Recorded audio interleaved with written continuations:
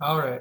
Um, Good evening, morning, afternoon, whatever time it may be that you're watching this, everyone. I'm going to go ahead and do a follow-up video today about the next assignment. And in case you haven't checked D2L, you really need to. I have the assignment sheet up, and I have the first video of this week, which talked about this particular assignment, which is SA2. Your evaluation analysis essay. Uh, Before I get into any of that, some of you have already got your revisions back. I've had a chance to go over some so far this week, not as many as I had hoped to, but I will have them all to everyone who submitted um, a revision on time. Y'all will get them back no later than Friday. So between today, well, I've already finished what I'm doing for today, but tomorrow and Thursday, Friday, I will get them to you by Friday. So if you did submit a revision, I'm very well aware of it and I'm working on them and I'll get them back to you. So don't fret over that. Right now, what I want y'all to do is be concentrating as much as possible on SA2. I have received several text messages, some emails, where some of you have a little bit of confusion as to what exactly this assignment is, which is totally understandable. This one is a little bit more difficult to explain because I think what might be throwing some people off is the fact that I'm saying evaluation slash analysis. And as I said in the previous video, you cannot evaluate without analyzing. Okay, so if it will make it just less of a burden or take the stress level down a little bit, you can simply just think of this as evaluation because you have to analyze in order to evaluate. Now you can analyze without evaluating. I've said that several times, but so just think of this as an evaluation. And an evaluation, another word for that, that's also a lot easier for me at least to digest is just review. So if you're evaluating something, you're reviewing it. You know, some of you who've been at a job for a certain amount of time, many of you have to go through evaluations. And that's where a supervisor, boss, whatever, manager, whatever you want to call them, whatever their fancy title is, well, they might call you into the office or wherever it may be and sit you down and say, it's your 6 month evaluation, and they might have a little checklist or something like that, and they'll go down. You're doing good in this department, and here you're doing great. Here you could use a little improvement. You know, some of them have like a little 1 through 5 type deal. That's an evaluation, and if they're doing it properly, they're analyzing your job performance and each little aspect. Remember when I said that you're analyzing something, you're breaking it down into little pieces. So when your supervisor or whomever is analyzing your job performance when it comes to an evaluation that could determine whether you get a raise, whether you get a promotion, which hopefully comes with a raise. God forbid, whether you get let go, transferred, whatever. That's all an evaluation is. You look at you have certain criteria that, again, in the workplace they're going to have criteria. Are you doing this, this, and this up to a certain level? Do you need to improve in these areas? Those are all the criteria. So for instance, if you work at a restaurant, it could be pickup times. How long does your food sit in the window if you're a server? If you're a bartender, how long it takes you to get drinks out to the pass, out to the pickup. Any of that stuff, that's all going to be criteria. And criteria, remember, is just a fancy word for standards. And standards are just commonly accepted levels that should be met or exceeded in order for something to be considered satisfactory. Now, it doesn't mean you don't have to be up to standard on every single thing in order for you to get a good evaluation. In fact, you can do in a totally fair evaluation, you can do poorly in certain areas, and those simply indicate that they need improvement, but that doesn't mean that the overall product is bad. For example, if you're doing like if you're evaluating and analyzing a movie, you know, and in your personal criteria, what you look for in this particular movie, if you think that the acting is the most important thing, and the film has incredible acting, but not too good of a story overall, the story is just kind of generic, you know, maybe like some kind of love story, like those are all fairly generic. You know, guy meets girl, blah blah blah. It's awkward, and then they come together under goofy But if the acting is what you think is most important, and the acting is incredible, you are going to be more likely to give that a good, solid evaluation based on. Oh, I misspelled criteria. And you might be more likely to give it a good review, a good evaluation. Whereas if the story is what's most important to you and the acting is not that great, but it has an incredible story, then you're still going to give it a good review. So you see, it's what you think is important. That's the criteria. But remember, the criteria has to be fair. And I've also given you some examples of different types of evaluation/analysis that you can do. I had several questions about the process analysis option that I put on there. That's basically just a step-by-step of how to do something. And it could be how to improve your study habits, how to begin to eat healthier. It can be anything like that. And those are just kind of step-by-step processes. And with any of these evaluations, you also have the option of using comparison, where you can compare what it is you're evaluating to something else that's in the same league as it is, you know, so your comparison would have to be fair. For example, if I was comparing, and I'm going to show you a real example here in a minute, if I was comparing two video games, they would have to be similar enough to warrant the fact that I'm comparing them. You know, to compare a 2D side scroller that has pixel graphics with the latest 3D ray tracing masterpiece, and then say that the graphics in the 2D pixel side scroller aren't as good as this RTX full 3D massive game, that wouldn't be a fair comparison, because the 2D pixel side scroller was never meant to even compare graphically to this, you know, AAA super ultra high tech game as far as the visuals go. But you could actually compare the overall fun factor. They're both games. They're supposed to be, at the end of the day, they're supposed to be entertaining. So you could compare those fairly and realistically in the overall fun factor.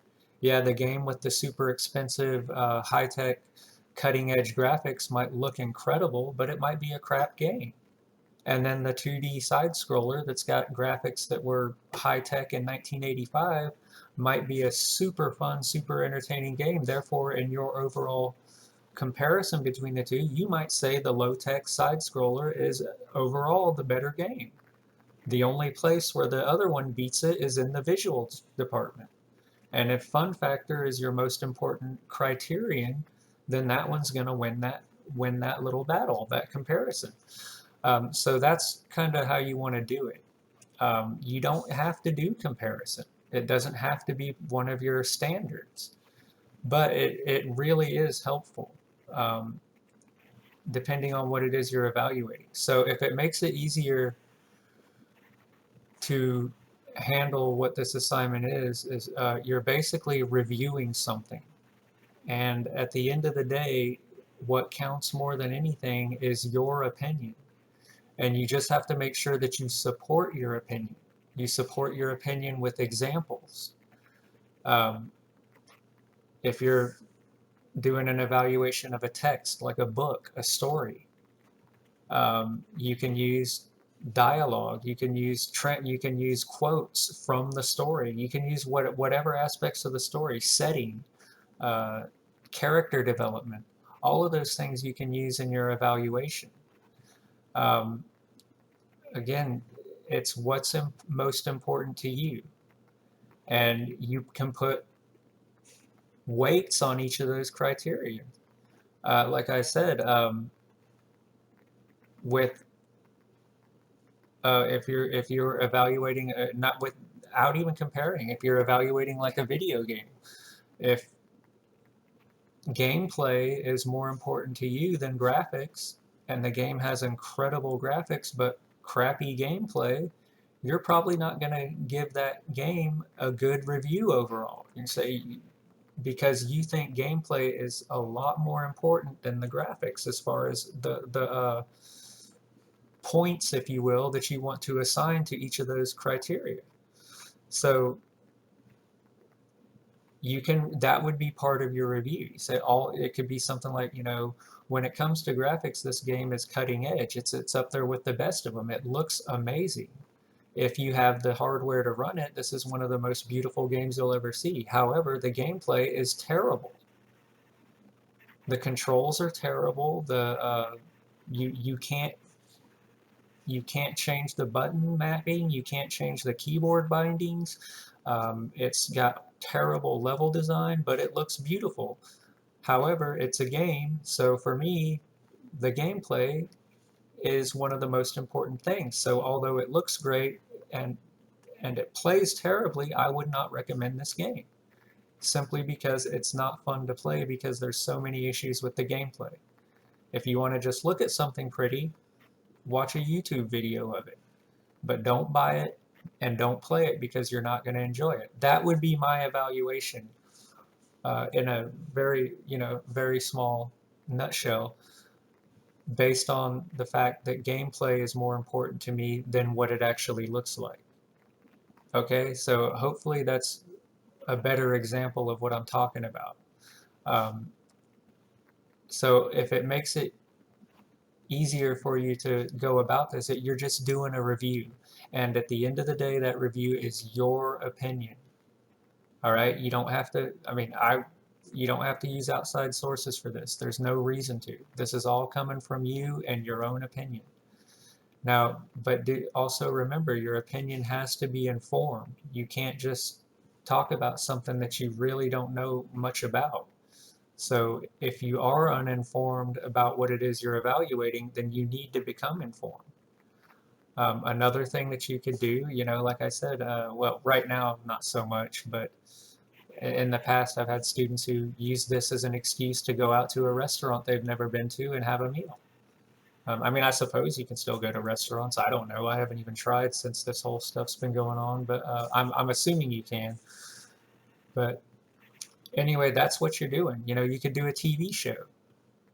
You could, and now if you're going to do something like a television show, you have to narrow it down enough there so you could focus on one specific episode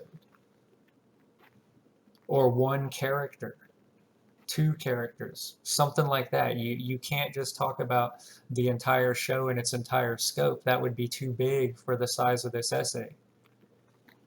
All right, so that's basically what we're doing. Now, to give an example, I'm gonna go full screen here in a second, and I'm gonna just do a quick comparison. I'm gonna show you how comparison goes. Okay, so, and I'm gonna show you how my criteria is going to be fair. So what I'm going to do now is a comparison I guess if you want to say compare and contrast, you can say that too, but compare and contrast is comparing is contrasting. You know, you're looking at the similarities as well as the differences. And then you're going to decide based on what you think is important, which of the two is better. That's all you're doing.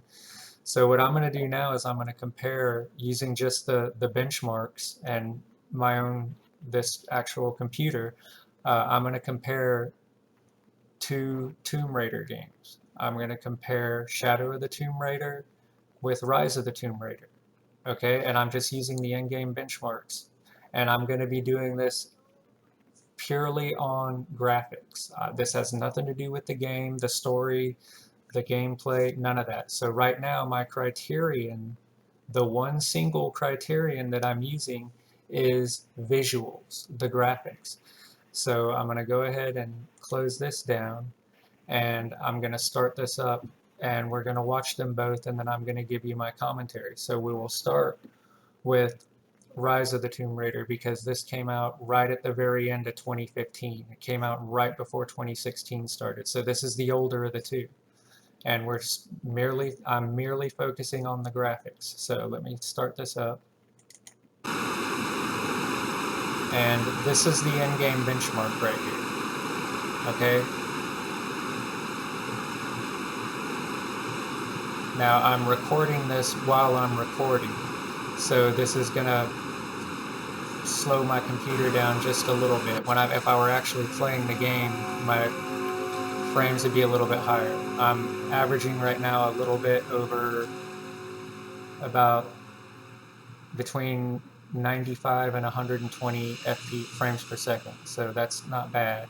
Actually, that's pretty darn good. But right now I'm just focusing on the actual visual quality, the graphics. All right, so we'll watch this, and then that's over. Okay, so I can bring that down, and then now y'all can see I'm going to compare it with Shadow of the Tomb Raider, which came out in 2018. So let's watch this one, and then I'll talk a little bit about the differences.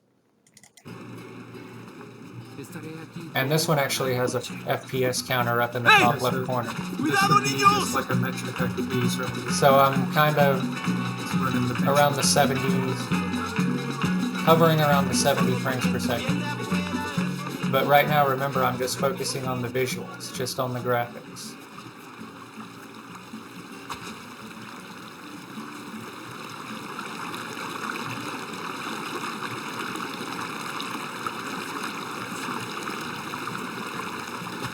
Now I can see there's a lot of lighting, dynamic lighting going on and things in the background. So now this is going to give us more of the environmental effects. You know, the light, shadows on the leaves, on the ground. All of this stuff is being showcased right now. Now remember, this is the newer of the two games. So I'll go ahead and stop that one now.